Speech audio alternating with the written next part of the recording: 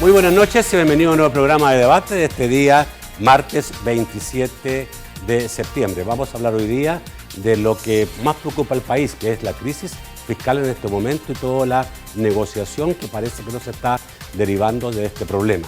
Obviamente vamos a tratar de hacer un análisis hoy día más político de esta situación económica que obviamente afecta a todos los estamentos del país. Tengo dos importantes invitados. Antes saludamos a la Central de Seguros y Fianzas que hace posible este primer segmento de debate.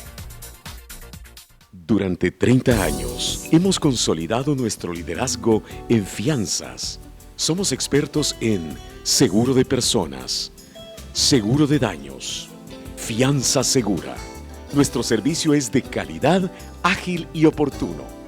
Alcancemos juntos nuestras metas, porque los salvadoreños no nos dejamos vencer. 3 décadas de desarrollo. La Central de Seguros y Fianzas. Por 30 años, su centro de confianza. Bueno, le presento inmediatamente a mis invitados esta noche. Son, yo diría, dos personas con una amplia experiencia política. Ambos han tenido cargos de funcionarios de gobierno anteriores. Son hombres de derecha, diría yo. Pero no necesariamente, digamos, que están siguiendo los lineamientos de un partido político, por lo menos el caso de uno, el otro, digamos, más o menos. Vamos a preguntarles más, con mayor cómo está la cosa esa de la política. Pero obviamente, ¿qué nos interesa saber hoy día? El problema que tenemos y cómo se sale de este problema, cómo se debe negociar. ¿Están dadas las condiciones para negociar y qué es lo que hay que negociar? ¿Qué es lo importante de que pudiera pasar en favor del país, una buena negociación política que lleve a una mejor situación tanto económica como social del país? Presento a mis invitados: Julio Valdivieso, abogado, analista político, ex viceministro. Buenas noches. Buenas noches, Nacho, un gusto estar con Mario y contigo. Mario Acosta Ortel, ex ministro del Interior. Buenas noches, Mario. Un gusto, Nacho, estar contigo y con Julio y por supuesto con el público televidente. De cerca de arena, pero no tampoco tan en cargo dirigencial. Sí, o sea, ya dijéramos menos activo políticamente, pero sí umbilicalmente ligado desde hace más de 35 años. Claro. Julio, en el caso de Julio, no, Julio nunca ha sido militante del partido, sí fue funcionario. Yo estuve en gobierno de Arena, sí. ¿Verdad? Me consideré siempre parte del partido, ¿verdad? Cometimos errores que después los confesaba, te lo comentaba.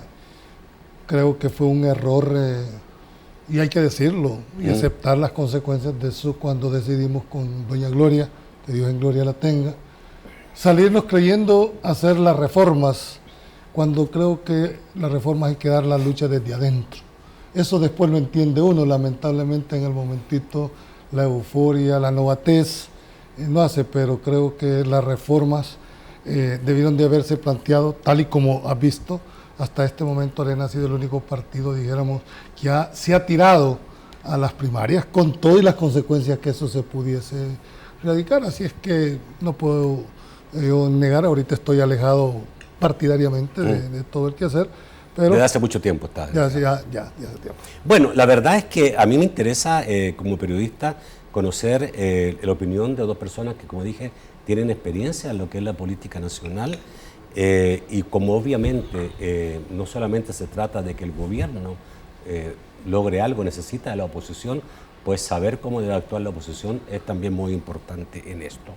Tengo una pregunta, como una pregunta general, que me parece que es para empezar esto, ¿no? Y es en este momento de crisis, porque tenemos una crisis, lo ha reconocido tanto el gobierno como la oposición. Incluso se habla de que hay dinero que pagar este día 7 de octubre, del cual no falta nada, y si ese día viernes 7 no se paga, pues entraríamos en una situación de país no pago, y son básicamente ahora, ya de luego, son 178 millones que no están y que hay que pagar de aquí al 7 de octubre. A pesar de la cercanía de este problema, pareciera que no fuera tan grande, y uno ve de repente al gobierno y al Partido Arena como más relajado de lo que uno cree que debiera estar. ¿Cómo tú estás viendo esto y cuál crees tú que debiera ser la forma en que deben actuar tanto gobierno como el principal partido de oposición en esta crisis que afecta a todos? Bueno, creo que antes de querer arreglar un problema hay que reconocerlo, y me parece de que las declaraciones de los altos dirigentes del gobierno y del partido FMLN son como buscarle culpables en el pasado, queriendo hacer una catarsis personal sin querer realmente reconocer los verdaderos orígenes del problema. Y cómo se agudizaron los problemas en los últimos 7, 8 años, ya de los cuales 7 ellos han gobernado el país. Escuchaba declaraciones del secretario técnico de Lorenzana, también de Chicas, sí, diciendo de que esto viene de los gobiernos de Arena y que no es que seguimos con la misma cantaleta de los 20 años de Arena. Hoy ya cambiaron un poco a la sala de lo constitucional, pero la verdad es de que no se les olvida o son amnésicos o se quieren hacer, en el sentido de que la gran mayoría de las deudas, los créditos que se contrataron en esa época fue para financiar la guerra, primero para contenerlos a ellos y segundo para recuperar la destrucción del FMLN. Claro, eso generó una deuda en aquella época, si nos acordaremos, vos tenés buena memoria histórica, Nacho Julio también, en el 89 yo tuve la suerte de ser viceministro de Economía en el gobierno de Freddy Cristiani y realmente la veíamos a palitos, como se dice, o sea, no había ni siquiera luz eléctrica para trabajar en las oficinas, o sea, nos atentaban, o sea, nos dinamitaban las oficinas, nos ametrallaban los carros, todo eso lo pasamos, y el gobierno del presidente Duarte también, a ellos mismos les hicieron atentados a sus funcionarios.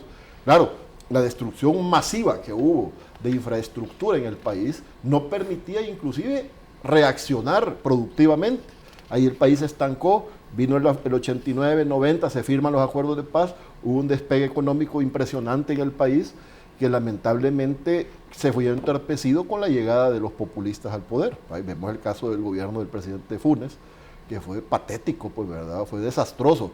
Y ha dado continuidad a la misma calamidad, ¿verdad? ¿Por qué? Porque se han dedicado a confrontar con los sectores productivos, es decir, a producir menos impuestos, a pasar presupuestos anuales desfinanciados y mentirosos, porque vaya, si presentan a la Asamblea algo que no tiene la cobertura suficiente, o sea, es un presupuesto mentiroso. Bueno, por algo similar quitaron a la brasileña. No estamos hablando de aquí de quitar una cosa similar, porque no creo que el país ya no está para un trauma de esos. Sin embargo, no me cabe la menor duda que la responsabilidad está en la cancha de ellos. Y en vez de buscar acercamientos con la empresa privada, con los sectores productivos, pasan tirando, uno dice una cosa y el otro otra. Para darte un ejemplo, el domingo fue la Asamblea General de Arena para el cambio de autoridades. Mauricio Interiano, como nuevo presidente del partido, dice, bueno, vamos a sentarnos, pero admitan también sus errores. ¿Qué es lo que le dice el secretario general del FMLN? No, con ese discurso no nos vamos a poner de acuerdo, así que casi se acabó la negociación. ¿Y quién es el más interesado en la negociación? ¿El FMLN o Arena? Es el pueblo salvadoreño, porque los pensionados que van a quedarse sin su pensión a partir de ese viernes negro que se ve venir el 7 de octubre, sí me parece que es preocupante. Pero entonces esto necesita seriedad, discursos menos ofensivos en público, porque vaya, acción provoca reacción, vos me pegas uno y te devuelvo dos. Entonces, si en ese círculo hemos estado desde hace varios años, ¿qué hemos hecho? Llegar a esta crisis. Entonces, en esta crisis, muchos dicen, vaya, políticamente a Arena le conviene. No, si a Arena no le conviene, porque en el 2019 vamos a recuperar el Ejecutivo y ahí sin ninguna duda no nos interesa encontrar un país más quebrado que como lo encontramos en el 89. O sea, los ciclos de 30 años se repiten, así como los terremotos famosos que dice. En el 89 encontramos un país quebrado, en el 2019 va a estar peor, pero no quisiéramos que eso suceda nuevamente. Pero entonces, ¿qué es lo que necesitamos? Para responderte la pregunta genérica, dijéramos, es hacer una gran concertación nacional con todas las fuerzas productivas, políticas y nacionales para elaborar un plan de nación que vaya más allá de un pacto fiscal, porque un pacto fiscal es un paliativo que va a fondear 1.200 millones de dólares ahorita, pero en enero o febrero van a necesitar otros 500. Va a ser la de nunca terminar. Bueno, más o menos lo mismo, Julio, la misma pregunta era la idea de cómo deben actuar las partes. Pareciera hoy día que las partes están muy alejadas de poder lograr algún acuerdo. Lo que pasa es que siempre se dice de que hay que anteponer los intereses personales a los del país. Ese es el discurso retórico. No, aquí hay realidades. Y yo apelo a que la realidad se va a imponer. Arena y el FMLN tienen que sentarse forzosamente a platicar. Y digo a platicar porque de la plática pueden resultar las negociaciones. Y muchas veces las negociaciones, Nacho, no son las que se dan formalmente hablando. Muchas veces una cena, muchas veces una copa de vino, gana más que cualquier confrontación, porque ambos responden a bases. Lo que pasa es que en este actor hay un tercero en este juego, que es el pueblo salvadoreño. ¿Verdad? Entonces yo sí más siento de que Arena, mi concepción, tiene arrodillado en este momento al frente, con una 45 en la cabeza y montada. ¿Sí? Así es como lo ves. Son los hechos, pues, y no te estoy diciendo. No lo dispare. Esa es mi opinión. Podrá ser el nuevo presidente de Arena, pero porque si usted mata esta situación y tiene, como muy bien lo explicó Mario, la aspiración en el 2019 de recuperar el Ejecutivo, va a encontrar un país tan desastroso que no va a poder sacar de donde está, y entonces puede ser el acabose de la derecha de este país. ¿Verdad? Entonces sí, yo creo que tiene la suficientemente inteligencia política para tirarle el salvataje, pero no con una ley de fiscal. Y ahí sí comparto con Mario. No con ley de responsabilidad fiscal. No, porque esto va a ser momentáneo, el otro año vas a estar enfrascado en la misma discusión. Y para mí, a partir de enero, Nacho, cualquier decisión política se acabó por los costos políticos que va a tocar que pagar de uno y otro lado. Empieza la campaña en enero y ya no. Si van a hacer cambios, este gobierno lo tiene que hacer de aquí a diciembre con el acompañamiento. Y ahí sí yo creo que la oposición debe de jugar ese papel. Sentarnos a hacer un verdadero plan de nación, en mi criterio, en 4 rubros. ¿La oposición y ese plan entregarlo al gobierno? ¿Mantenerlo para un próximo periodo? No, lo que pasa es que no puedes ver a una oposición sin construcción. O sea, oponerse por oponerse, creo que eso es un error. Hay que hacer un plan con el FMLN. Es que no puedes. Es decir, hay realidades, por eso digo que la realidad se va a imponer. Arena y el FMLN tienen la llave de los 56 votos. Claro, está el régimen de gobernabilidad que no puede dejar por un lado también a los otros partidos. Pero las decisiones más importantes están en la llave de los dos. Ok, voy al corte, volvemos rápidamente, vamos a tratar de ahondar en esto, los costos de uno y otro de no hacer lo que se debe. Ya volvemos.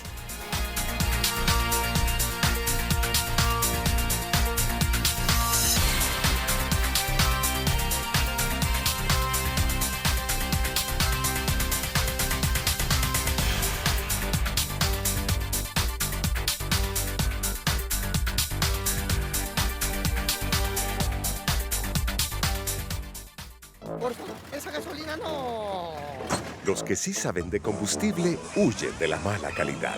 Por eso todos quieren ir a Alba Petróleos, porque solo nosotros podemos decir con orgullo que somos calidad 360.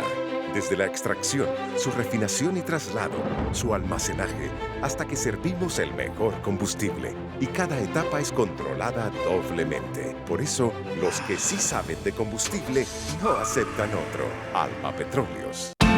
En tu tierra cuscatleca, así son tus playas, tus lagos, tus monumentos, tus volcanes. Así de salvadoreño como tu futuro. Porque fuimos, somos y seremos tu banco. Banco Cuscatlán, tu banco, tu futuro. El Consejo Nacional para la Niñez y la Adolescencia, apoyando el Plan El Salvador Seguro, les invita a no despegarse de Debate con Nacho Castillo.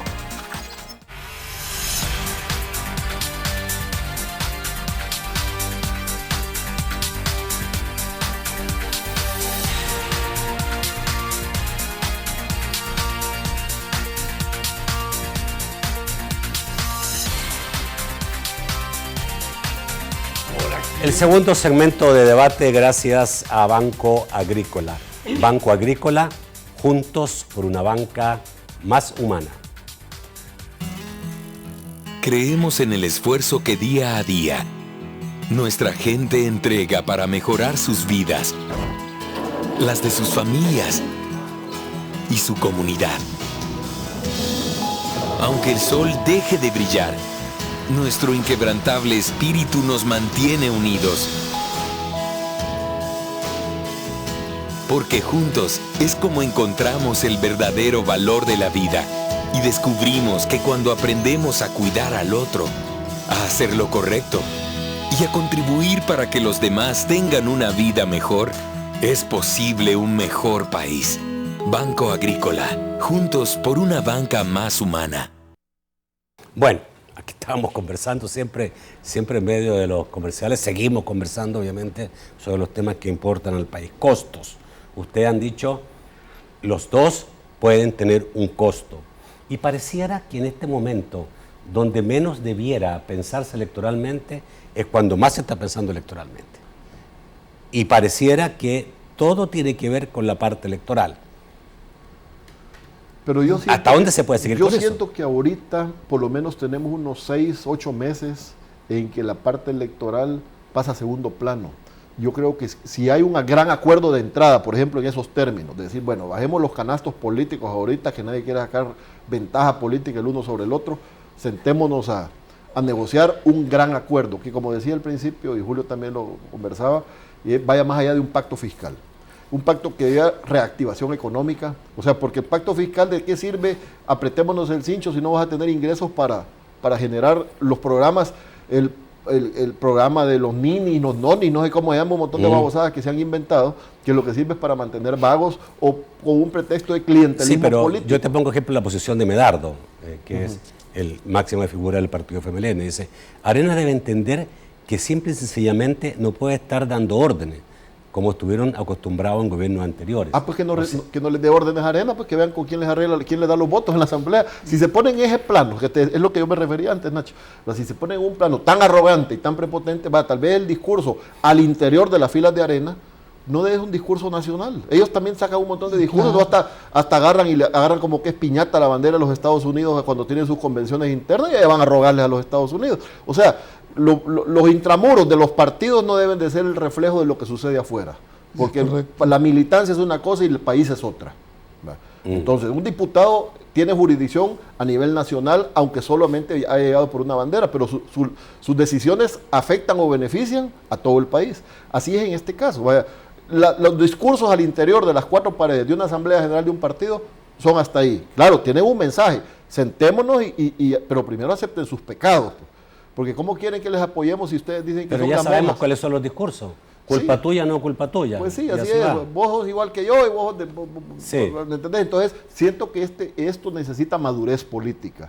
Si hubo madurez política para dar un entendimiento y firmar los acuerdos de paz, es como una versión... Ahora, esto hay que hacerlo entre cuatro paredes, con la tranquilidad de estar serenos, negociando esto, o esto debe hacerse más público. Yo difiero un poco con Julio en esa visión. Yo siento de que esto debe ser transparente, porque los afectados son todos los salvadoreños, ¿verdad? O sea, una cosa es, tomémonos un trago, lo que vos querrás, pero eso es como para limar asperezas personales si yo te he insultado.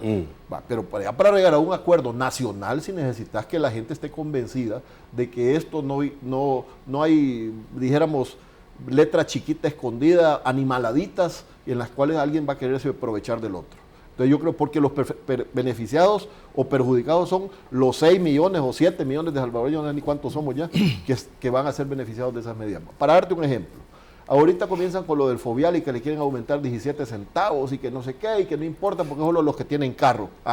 Y aquí hasta los transportistas, los buceros, reciben subsidios, no les va a alcanzar, van a pedir más subsidios.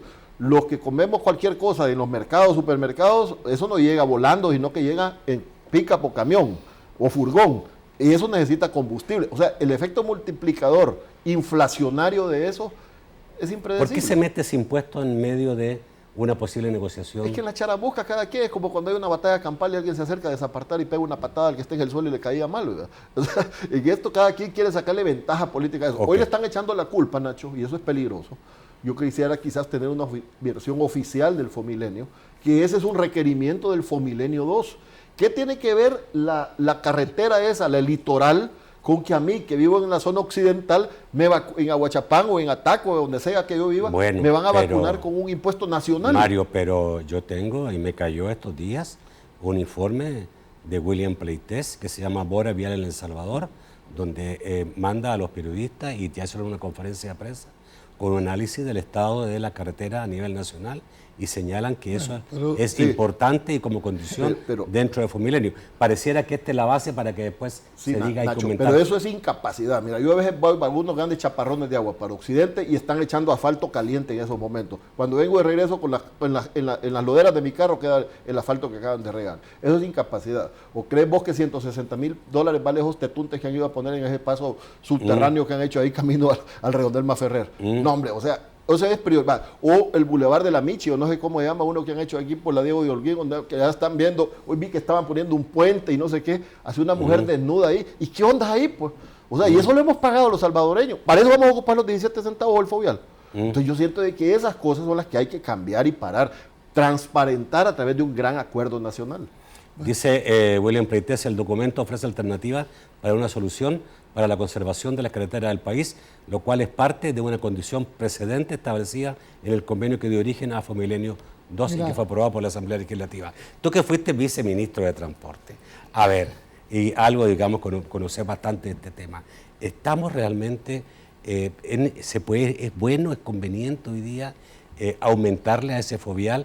¿Qué ha pasado con ese fovial? Mira, la filosofía, pero antes de responderte la pregunta te quiero decir una cosa. Esto pasa por una frase que se llama voluntad política. Si no hay voluntad política de Arena y del FMLN o de las partidocracias, como yo le llamo, no se va a sentar. Pues así esté quien esté. Aquí no se necesita ser mandrake para saber los desenlaces que van a venir. Es decir, si no hay realidad que se imponga, ni el gobierno puede actuar excluyendo a Arena para lograr los 50. No hay forma, y si no, explícame 56 votos, ¿cómo los obtendría? Aquí ya no es si yo quiero o no quiero. No, en la Asamblea funciona, y Mario lo sabe perfecto, ahí funciona la aritmética legislativa. Y está clara que hoy día la aritmética cambió. Tener votos, ahí, decisiones. No hay votos, grités y brinqués, no hay resolución. Ahora, en el tema del fovial, ¿cuál fue la filosofía en aquel momento del fovial? Que, por cierto, el arquitecto Vara, que era el ministro de Obras Públicas en ese momento, fue uno de los más impulsores de ese proyecto que fue criticado y ahora está siendo utilizado de una manera, ¿verdad?, para financiar. El que usa la carretera la paga. Ese es el concepto. Y yo creo que todos estamos de acuerdo, pero que en realidad se vea, pues. O sea, no le podés mentir a la gente, y la gente usa las calles todos los días. Aquí, pero se dice que El Salvador tiene las mejores carreteras, no sé si América Latina o algunas, no te pueden dar algunas, sí, pero también hay otras peores de Centroamérica. Es decir, con los tamaños territoriales que tenemos, aquí debería estar pavimentado, aquí no debería de haber calles de polvo. De polvo, con esto, pero te voy a decir una cosa, ¿qué es lo que estamos? No vemos el problema en su dimensión. Haces un paso de nivel aquí, ¿qué es lo que estás haciendo? Trasladar el problema a la esquina. Si no hay una integralidad en las medidas, no va a haber solución. Donde hay un semáforo, Nacho, hay interrupción de tráfico, aquí y en el mundo. Y la otra que estás viendo es que ya no se puede tolerar el incremento del parque vehicular en el país. Sobrepasó la capacidad instalada que tiene el país con este ingreso masivo de vehículos que ni siquiera control de calidad están teniendo. Entonces, creo yo que el gobierno deberá tomar incluso una de las medidas que las han venido diciendo todos, el escalonamiento del horario. No entiendo yo, honestamente, cómo una medida que no le va a costar a este gobierno ni un centavo, no la puede implementar. No vas a resolver el problema, pero lo vas a minorar. Le vas a quitar gordura. Claro, no es lo mismo distribuir un parque vehicular o el de 2 millones de personas entre 6 y 8 de la mañana que lo hagas en 4 horas. O sea, aquí es cuestión de sentido común, que muchas veces no es el más común de los sentidos, pero así debería de hacerse. Así es que yo sí quiero terminar con esto, creo que deben de sentarse, no solo Arena y el FMLN, tiene que haber un acuerdo de nación con todas las fracciones políticas, donde nos pongamos de acuerdo, tanques de pensamiento, universidades, en 4 rubros, Nacho. La educación, la salud, la economía y la seguridad. Pero esto sería como cambiarle el plan de este gobierno, no, el rumbo de este gobierno. Costa Rica, ¿vos crees que Costa Rica es en educación porque a alguien se le ocurrió? Porque hubo un acuerdo entre las distintas, que llegue quien llegue, podés cambiar. Pregunto, el rumbo está trazado. ¿Se puede hoy día hacer política así si solo tenemos que hoy día ver cómo sobrevivimos a una situación fiscal tremendamente difícil que no va a terminar en los próximos años? Mira, lo que pasa es que el salvadoreño el ser humano en general tendemos a confundir lo urgente con lo importante. El día a día a veces nos queman las manos. Había un plan 2021 que se trabajó cuando Cecilia Decano era la ministra de Educación, si mal no me acuerdo, en el que trabajó Norma Guevara, que es una de las máximas dirigentes del FMLN, y se trazó ese plan de educación, inclusive ahí se vio lo del escalafón y todo, que dicho sea de paso, el jueves hay una manifestación. Vamos a hablar el próximo bloque sobre eso. Entonces todo eso se trazó en esa época. Cambiaron los gobiernos y se fueron ignorando esos acuerdos. Entonces yo creo que lo único que no se ha ignorado es la firma de los acuerdos de paz, y es lo único que ha prevalecido. Entonces todavía la gran mayoría de actores están vivos de esa época, aunque sea ya con la mortaja. Ya un poco, con las bisagras un poco dolorosas, pero siento que sería bueno retomar el espíritu de eso para ellos, que ellos asesoren, ¿verdad? Asesoren a una nueva generación de acuerdos de paz impulsada por nuevos actores. Hay una gran cantidad de nuevos actores en el campo político, económico, empresarial, etcétera, que pueden tomar ese liderazgo. El presidente ha hablado de nuevos acuerdos de paz. Él ha hablado de nuevo, pero es un discurso diferente entre lo que se dice y lo que se hace, pues, ¿verdad? Porque vos lo ves, el sábado llega a despotricar contra Arena o contra el sector privado. Entonces, como que nos hemos quedado enredados, patinando sobre lo mismo siempre. Entonces, ¿por qué? Porque algunos de sus asesores, el de transparencia y todos son los mismos que vienen desde el gobierno de Funes, que lo subían al ring a cada rato contra todos, ¿verdad? Entonces, siento de que ahorita es el momento de cambiar la visión. Si ellos van a creer que esto es un cogobierno, pues que le pongan otro nombre, pero este es un gran acuerdo para salvar al gobierno y salvar al país. Yo sí creo que debía haber... Toquen un corte, volvemos, tenemos que seguir hablando sobre esto. Voy a anunciarles que se confirma la muerte de Shimon Peres, el primer ministro de Israel, ex Premio Nobel de la Paz. Ya volvemos.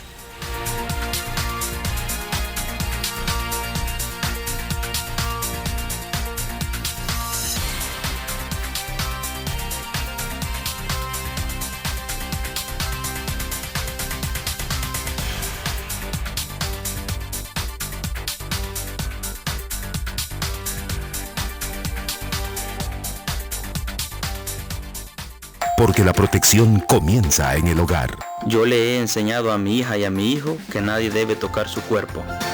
Yo acompaño a mi hijo a la escuela, aunque me toque levantarme más temprano. Yo les ayudo a hacer tareas y aprendemos juntos cosas nuevas. En mi familia educamos sin golpes y sin gritos. Yo no lo dejo solo y sé a dónde va y con quiénes está cuando sale de casa. Consejo Nacional de la Niñez y de la Adolescencia.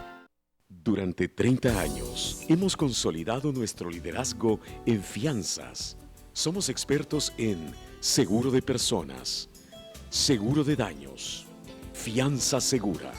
Nuestro servicio es de calidad, ágil y oportuno. Alcancemos juntos nuestras metas, porque los salvadoreños no nos dejamos vencer. 3 décadas de desarrollo. La Central de Seguros y Fianzas. Por 30 años, su centro de confianza. Ministerio de Educación, transformando el sistema educativo para un mejor futuro. Te invita a continuar con Debate con Nacho Castillo.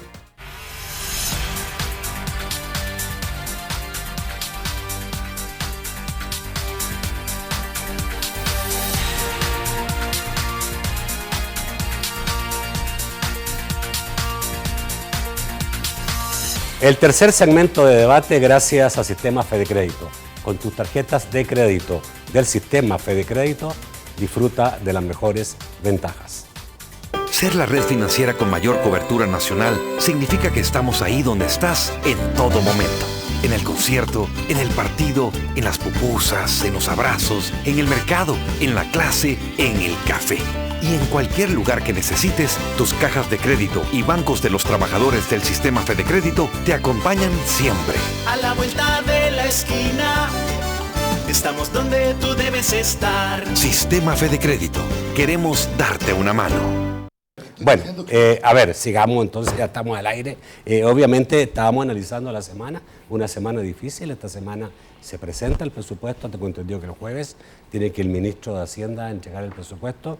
El secretario técnico Lorenzana ha dicho que la gente va a poder ver un presupuesto ajustado a la austeridad que el gobierno está implementando, pero también he señalado que obviamente el presupuesto va a traer una parte financiada con el gasto corriente y otra parte financiada que requerirá de nuevos préstamos, igual como ha sido en muchos años.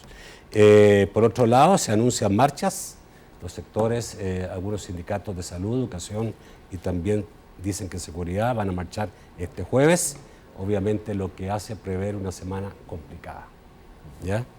Julio. Bueno, mira. Y en medio de esto se acerca el 7 de octubre. Los escalafones son una forma, dijéramos, de conquistas laborales que en el sector público han ido para ir adecuando los salarios como la contraprestación por el servicio que se presta. ¿Dónde empieza el problema? Que la gran base social, dijéramos, que ha tenido el FMLN han sido tradicionalmente sindicatos. Hay algo que los sindicatos, y mejor dicho, los trabajadores no perdonan, y es cuando les tocas la bolsa. Pueden entenderte cualquier razonabilidad, pero no te entienden por más razones. Yo puedo entender que no es que no quieran, es que no pueden darlo porque no hay recursos. Es entendible, pero anda a explicárselo al profesor, anda a explicárselo al médico que le dedica más de 8, 9, 10 horas en su trabajo, no lo vas a hacer. Entonces, creo que es complicado. Y sentar un precedente de incumplimiento es difícil. Es difícil. Entonces, yo sí creo de que el gobierno va a tener que hacer un esfuerzo de la manera de cómo debe honrar.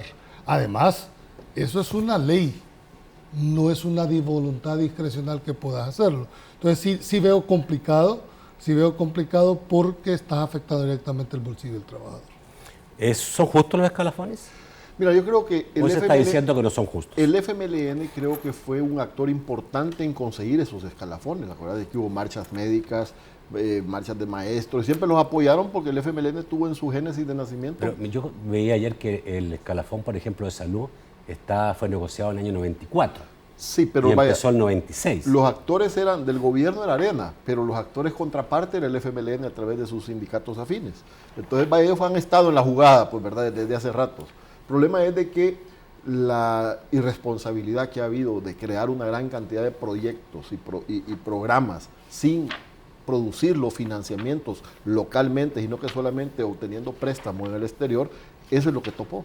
Entonces, como ahora ya no alcanza la capacidad de endeudamiento, entonces ahorita tienen que volver por fuerza a pedir más endeudamiento, un salvataje político en Arena, etcétera. Entonces, ¿cuándo debió de haberse apostado a producir más para generar más impuestos? Yo siento que el cargo más delicado, difícil e ingrato en un país no es ser presidente de la República, sino que ser ministro de Hacienda, ¿verdad? Porque al que le toca que pagar no quiere y todos los funcionarios y todo el pueblo quiere que se le regale. Lamentablemente se ha implementado una cultura de regalar, ¿verdad?, en vez de dar temporalmente para activar un sentimiento productivo en la misma sociedad. Entonces, ahorita ese es el problema. Entonces, esa marcha del jueves Sí, Mario, ¿no era justo en su momento que llegara un gobierno como el del FMLN tratando de hacer inversión social en los sectores que no habían recibido antes? Es que yo creo de que cada filosofía de gobierno tiene su propia visión, ¿verdad?, su propio programa, sus propios principios, sus propios objetivos. Aquí el problema fue de que nos fuimos a un programa eminentemente populista, a regalar lo que no se tenía, entonces para conseguir votos. Entonces eso de alguna manera, sin generar las condiciones de producción, vuelvo a eso. Parte un ejemplo, el caso que a mí me gusta y que conozco bastante, el tema del café. Cuando nosotros llegábamos a producir 3,5, 4 millones de quintales, había empleo, había ese efecto multiplicador del dólar o del colón café en esos que iban del mercado, el transportista, la gasolinera, etcétera. Pero de 3,5 millones hemos pasado a 700,000 quintales.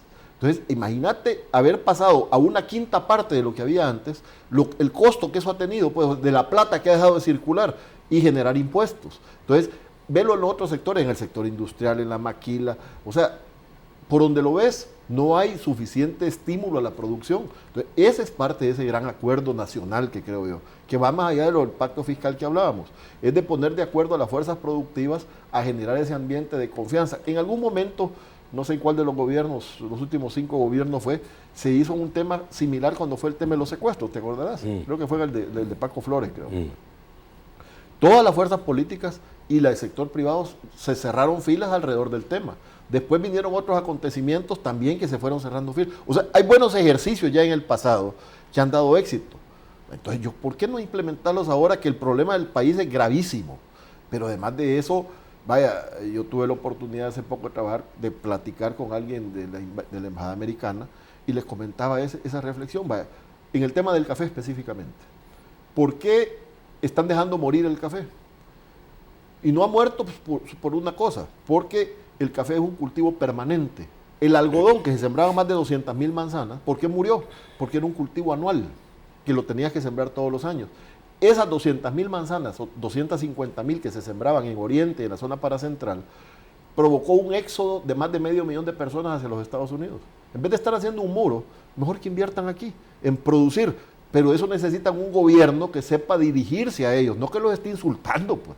Entonces, ¿ves cómo también hasta esos componentes nos afectan? Ok.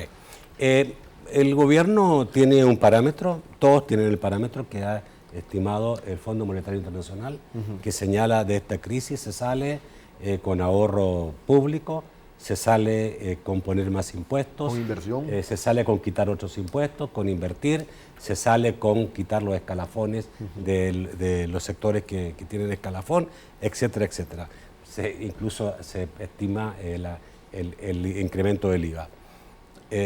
Tenemos que dejar totalmente de lado lo del Fondo Monetario Internacional y decir, no, la negociación debe ser absolutamente sobre bases que podamos realmente entendernos. Es que lo que pasa es que el Fondo Monetario te da un aval para que otras instituciones multilaterales te presten. El BID, la IDE, etcétera. Entonces, si nosotros desatendemos las recomendaciones del Fondo Monetario reiteradamente, tarde o temprano te van a cerrar la puerta. Y ahí ya no hay, una vez te echan llave, ahí es peor. Entonces que hay que atenderla. Pero si yo le preguntara a Arena como partido, me dirían, no, nosotros no estamos de acuerdo ni con quitar los escalafones, ni con aumentar el IVA, ni con nada de esas cosas. Por eso, entonces, al final, ¿qué? Vuelvo al punto. Por eso no debe haber un ingrediente político electoral en esto. Por eso hablaba de los 6 u 8 meses de amnistía política en estos momentos. ¿Se debe dejar una comisión técnica que estudie este caso? Una comisión técnica, yo creo que los dos partidos, sobre todo, incluyendo el PCN, Gana, todos los demás, tienen gente técnica bien calificada. Aquí hay gente intelectualmente muy bien preparada. Te doy 2, 3 nombres, pues, o sea, o 10, lo que querrás. O sea, actores nacionales que pueden perfectamente construir algo para que los políticos después lo pulan. Pero seguir en este enfrentamiento... No bueno, por los costos. Yo no quiero ser apocalíptico, pero te estoy diciendo, Mario dice 8 meses, ya se está. ¿Y qué pasa con el país? ¿Qué país podemos prever? Te pongo el tema de pensiones. ¿Qué partido va a tirarse el trompo al uña de subir edad y tiempo de servicio? Decime quién. Sería un suicidio, políticamente hablando, para aquel que, aunque sea necesaria la reforma, no lo hace. Pero, igual aquí en pero seguramente si seguimos en crisis, el próximo gobierno va a tener que hacerlo. Por eso es que debe de haber el plan, dijéramos, de nación, porque ahí el costo se reparte, la consecuencia de ese costo. Ningún partido con 4 dedos de frente te va a tomar, quitar el escalafón. ¿Qué crees que le van a pasar? Primero, que no es voluntario, eso está contenido en una ley, o sea, no es discrecional. Y segundo, el costo político de esas acciones es muchísimo más elevado. Entonces, por eso creo que la única forma de poder pasar la ola es si hay un acuerdo de nación de las principales, por no decirte todas las fuerzas políticas, en temas puntuales para poder diluir los costos de esas decisiones. De lo contrario, no lo vas a implementar, así de claro. ¿Mucha visión electoral en esto? Mucha visión electoral, hay mucho ambiente caldeado aquí en el país también, ¿verdad? Vemos los casos que han estado investigándose de corrupción, ¿verdad? O sea, que veo que una cosa sale otra, entonces eso va generando pasiones, encendiendo más, y está bueno que así sea, ¿verdad? Pero que no se enfríen algunos, pues, porque ahí tenemos a un asilado o exiliado, no sé qué, que huye de su conciencia, no de la justicia, porque nadie lo está persiguiendo ahorita, o sea, legalmente, dijéramos. Pero siento que ahorita es el momento de esos grandes acuerdos, ¿verdad? Y a esas lenguas ponzoñosas que tuitean alrededor del alcohol, creo que es mejor tenerlas ahí, ¿verdad? Porque ya va a venir su momento, ¿verdad? O sea, es bien fácil de escribir, decir cualquier cosa, pero el país se está incendiando, ¿verdad? Entonces, para evitar ese incendio, el país se está, porque uno escucha de repente y lee gente que dice, no, esto se está sobredimensionando, esto no es así. Por ahí el presidente del Banco Central de Reserva decía, esto es un problema de liquidez, no de solvencia. Sí, de liquidez, de caja, no de solvencia. Sí. Entonces, pero hay realidades, Nacho. Pero los sueldos de los empleados se está incendiando. No, el país. ¿Por qué pagan los sueldos de la gente? O sea, ¿cómo le vas a pagar a los empleados de gobierno, a los pensionados? O sea, con una promesa. Tienen que comer, tienen que pagar sus recibos, etcétera. A eso me refiero. O sea, que el tema tiende a ponerse peor si no se atiende de inmediato. Y aquí se necesita seriedad, ¿verdad? O sea, seriedad para enfrentar esta crisis. Porque es una crisis que si es de 178 o de 200 millones para el próximo viernes, las necesidades de caja del gobierno, según lo ha dicho el presidente y el ministro de Hacienda, son 1.200 millones para terminar el año. Entonces, siento de que ahorita es el momento de llegar a esos grandes acuerdos, pero eso no se va a arreglar, ¿cómo se llama?, con mensajes y con carambadas de esas, ¿verdad? O sea, que cualquier mal nacido las dice, pues. El timing está dado. Yo creo de que por un lado, Arena acaba de renovar su cuena, tiene al frente a una persona que tiene que demostrar ese liderazgo para lograr entendimiento. Es que para bailar se necesitan dos, uno solo no puede bailar. Y yo creo que ambos pueden hacer el esfuerzo, pero hay que tirar puentes, hay que usar la sensatez, hay que usar la cordura para esto. Es decir, venir a ponerse los moños porque yo estoy de un lado y vos estás del otro, creo que eso no es lo más conveniente para el país. Yo esperaría de que esas manifestaciones de ambos se las estén tirando a sus bases, ¿verdad? Que les estén mandando a quién, de ellos saben a quiénes le están viendo. Y el discurso hacia el país sea otro. Mira, hay mesas que se han estado reuniendo en la Asamblea, yo sé que está Milena, hay un grupo de gente de Arena, diputados que conocen del tema, que han estado reuniéndose con una comisión del FMLN. Yo creo que, dijéramos, algún borrador ya deben de tener. Yo creo que ahora ya falta la parte del gran acuerdo e implementarlo, ¿verdad? O sea, yo siento de que eso no es que ahorita no han hecho nada. Yo tengo información de que sí han hecho bastante. ¿Qué nivel de...? Lo que no hay es el acuerdo político. Lo que no hay es un acuerdo político. Se habla de acuerdos técnicos, pero no políticos. Hay acuerdos técnicos, tal vez inclusive acuerdos políticos que estaban pendientes de ser validados por los nuevos dirigencias del partido, pero en este momento ya el tema ya está... ¿Qué esperas tú como militante del Partido Arena? ¿Que tu partido no se equivoque y vaya a tratar de usar esto solamente electoralmente? Yo creo que el error más grande que se podría cometer es dar esto a cambio de un compromiso ante la nación, ¿verdad? O sea, acuerdos privados y que yo te prometo que voy a hacer esto y que voy a hacer otro. No, aquí debe haber un pacto nacional alrededor de esto. Transparencia. La gente debe saber que se negoció. Y que no se limite al tema de una ley fiscal. Nada más. Ese es ponerle un parche. Sí. O sea, si en realidad se quiere salir de donde se está, tiene que haber un acuerdo nacional que vaya más allá de una ley de responsabilidad fiscal. Les vas a autorizar o se va a autorizar X cantidad de dinero, pero eso va a ser para terminar. El otro año, bueno, ya el presupuesto tiene que ser presentado, ¿verdad? Y el presupuesto tiene que ir con la estimación de los ingresos y los gastos. ¿Cómo lo vamos a financiar? Es decir, viene todavía lo peor para mí, que es la implementación de ese presupuesto que se presenta año con año. Entonces ya no podemos seguir presentando presupuestos de balance. Bueno, y el presupuesto se presenta este jueves y seguramente toda la próxima semana va a ser una discusión sobre ese presupuesto. No sé si esa discusión permitirá la negociación. Vamos al corte, ya volvemos.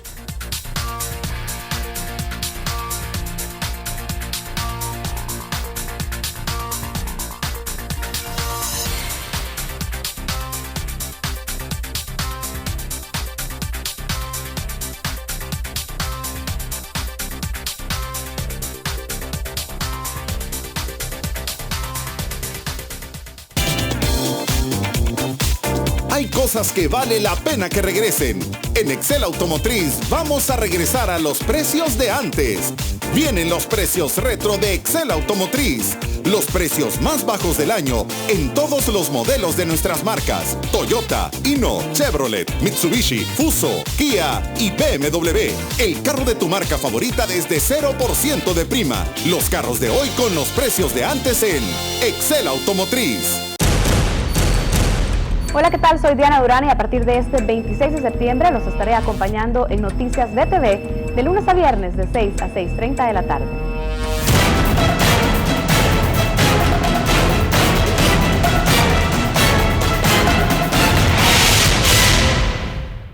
Desde antes que salga el sol,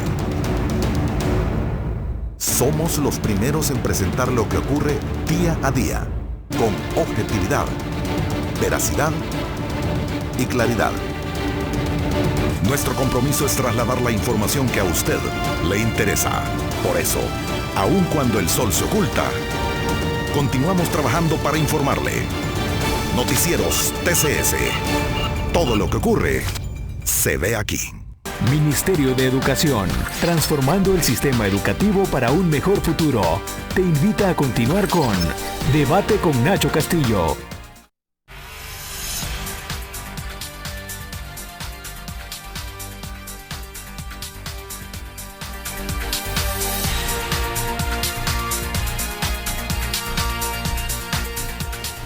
El último segmento de debate gracias a CEPA. Con la modernización de puertos y aeropuertos, CEPA impulsa el progreso de El Salvador.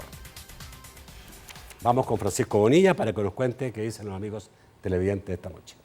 Buenas noches, un placer saludarles. Guillermo Antonio dice: señora Costa, ¿acaso Arena obstaculiza? Y si Arena llega al poder, ¿cómo dejarán al país quebrado? Pregunta. Vamos a ver lo que dice Pedro Jiménez. Dice Pedro Jiménez: claro, la deuda adquirida en 20 años quieren que los pague en 8 el frente. Hay bonos que emitió Arena para 2043, dice Pedro Jiménez. Dice Josué Portillo: creo que la concertación nacional es la clave para poder definir estrategias de desarrollo reales que necesita el país. Oscar Orellana pregunta: se insiste en que el dinero es en gran parte para pagar deudas adquiridas por Arena. ¿Es así, don Mario? ¿Reconoce eso? Le pregunta Oscar Orellana. Dice el abogado Nelson García: es evidente y demostrable que este pueblo trabaja para mantener el enriquecimiento de los políticos. Edgar Pinto dice: Arena se equivoca. ¿No creen que el gobierno hará publicidad explicando que Arena es la culpable porque negó los recursos? Zulma Maribel dice: no sé si me equivoco, pero Arena parece estar en una posición triunfalista. No sé, me parece algo temprano, dice Zulma Maribel. Sergio Perdomo: pagamos el fovial, ya la calle San Miguel La Unión está en estado deplorable, los carros se dañan, afirma. Dice Ana Meyer: ¿cómo es posible que sigamos pagando impuestos de guerra y deuda política? La pregunta a Mario Acosta y Julio Valdivieso, por favor. Dice Josué Portillo: muy acertado el acuerdo nacional, pero después que no se anden peleando, ¿quién lo abandera? Ya es turno de hacer ganar al pueblo. Luz María dice: una pregunta a Mario Acosta. Volvieron a colocar la foto de Paco Flores, que Dios guarde. ¿No deberían volver a colocar la de Tony Saca? Pregunta en el Partido Arena, me imagino que es la pregunta. Henry dice: ¿qué sucedió con el gran pacto por el café que tanto decían en campaña electoral el FMLN con un exdirigente de Arena? Vamos al estudio para las respuestas. Pregunta interesante, ¿ah? ¿Por dónde quiere empezar, don Julio? Bueno, yo creo que este es el reflejo de la polarización que está teniendo el país. Y lo viste en la última elección. El tema aquí es que cuando alguien gana la presidencia se convierte en presidente de los que votaron y los que no votaron. Esa es la diferencia en este momento. No vamos a salir de donde estamos si, insisto, no nos sentamos y se anteponen los intereses de partido. Lamentablemente, y hay que decirlo con mucha transparencia, ¿verdad?, las cúpulas de los partidos son las que están tomándose los partidos. Entonces habrá que ver. A mí quiero ver la voluntad política no de los actuales dirigentes, es de quienes manejan a los actuales dirigentes. Mira, no podemos hablar de independencia política cuando se depende económicamente o de sectores o de grupos. Sí, por más que nosotros queramos tapar el sol con un dedo, no se puede. Nacho, quien paga el mariachi pide la canción. Y esa es la realidad, dura, pero es la realidad. ¿O tú crees que los que financian campañas, ya no digamos en las de diputados que se volvió un canibalismo personal, vos crees que lo hacen con el altruismo, lo hacen por ayudar a la democracia de este país? Se defienden intereses y la habilidad que debe de tener los dirigentes es la conjugación, porque presiones siempre la van a ver, los grupos mediáticos siempre lo van a ver. Así es que yo creo que el arte del dirigente va a estar en saber cómo va a conjugar esos intereses. Pero tratar de decir de que estos van a ser los nuevos mesías y que van a llegar, yo tengo mi reserva. Tengo mi reserva porque se ha visto. Hubieron fotos en Ataco, y ahí nos vimos a todos los partidos políticos retratados. ¿En qué terminó? En nada. Entonces yo me adhiero a la petición de Mario. Okay. Trasciende este acuerdo y tomen en cuenta un montón de sectores que no necesariamente tienen que ser partidarios, porque hay una interpartidaria ahí que solo tiene los que están representados en la Asamblea Legislativa, pero hay otros sectores en este país que pueden aportar muchísimo más en ese orden de ideas, ¿verdad? Mira, volviendo al tema de Ataco que mencionaba Julio, de lo de en Ataco también se firmó el Pacto del Café, que fue una de las preguntas. Hasta ahorita estamos esperando. Dicen que el 1 de octubre posiblemente hagan algún anuncio respecto a la reactivación de la caficultura. Ojalá. Con respecto a la gran mayoría de deudas que se heredaron desde la época de la guerra, creo que hablamos de eso en el programa. Pero creo que la gente debiera saber exactamente qué deuda se está pagando ahora. El Puente de Oro. ¿Y cómo funciona todo eso? Puente de Oro y todas las cosas que yo creo que el Puente Cuscatlán, todo eso se financió con préstamos. Acuérdense que también la firma de los acuerdos de paz costó $2.000 millones, algo así, que todos los países cooperantes dijeron que iban a dar de todo y no dieron casi nada. Los únicos que dieron fueron los Estados Unidos, Japón y Alemania, creo yo. Yo creo que el tema del escalafón, por ejemplo, que es uno de los temas, yo creo que bastaría con que los sindicatos de salud, de educación y los mismos de la policía fueran a hacer una excursión a Nicaragua, en vez de ya está asilado el que tiene buena parte de los recursos que quizás ellos puedan servir para pagarles el escalafón. Entonces yo siento que esas son las cosas que el país necesita manejar también con seriedad, ¿verdad? Es decir, el tema nacional no puede responder a improvisar. Es demasiado grande lo que está en juego. Y para mí lo grande que está en juego es la estabilidad política y económica del país. Ya está bastante desquebrajada. Y Arena no es que creo yo que esté en una posición triunfalista. Yo no estoy en la dirigencia ni en la cúpula del partido ahorita.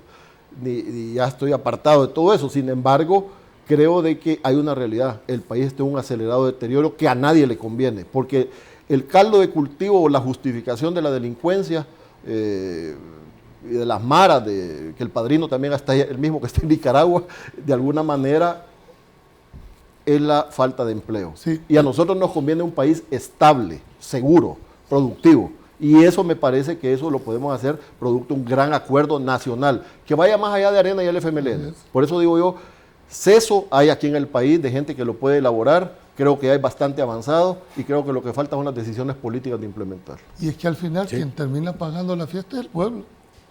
Es decir, ¿quién tuvo la culpa? ¿Quién lo endeudó? ¿Por qué se endeudó? Al final quien paga es el pueblo. Dijo, ¿de dónde crees que sacan para pagar? De todos los impuestos que los pagamos los salvadoreños. A mí no me gusta cuando dicen, mira, es que hay que subsidiar más. Si es que el gobierno no subsidia. Lo subsidian todos los salvadoreños de este país a través de los impuestos. Ya te pusiste a poder imaginar cuánto es la carga tributaria por persona. Solo de entrada, sin entrar a mayor.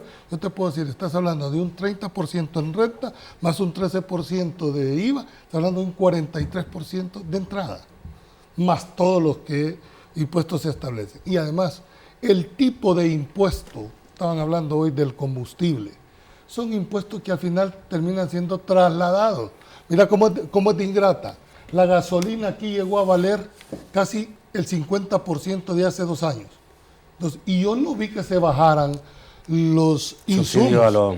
O lo viste vos en los supermercados. No bajaron los insumos. No. Pero ahora, y no bajó nada. Ahora, si le vas a subir los 17 centavos, júralo que al día siguiente todos, y aquí todos, le van a trasladar al consumidor esos 17? ¿O creemos que lo va a pagar el transportista o lo va a pagar el productor? Se lo van a trasladar a la señora que llega a comprar al mercado. Eso es lo ingrato, porque por un lado los impuestos, la gasolina bajó y nadie se cercioró de que esa baja se trasladara al consumidor, que es lo que en realidad vale. Entonces me parece esa doble moral de estar diciendo, mire, que nos los van a trasladar, y porque no bajan ahorita en el tema de la gasolina, pues sí está pagándose al 50% menos de como estaba hace un año. De los precios que fueron establecidos en ese tiempo. Sí. Hay una pregunta interesante para ti. Volvió la foto de Paco Flores a la sede del partido Arena. Ajá. ¿Te parece bien? No sé por qué se había bajado.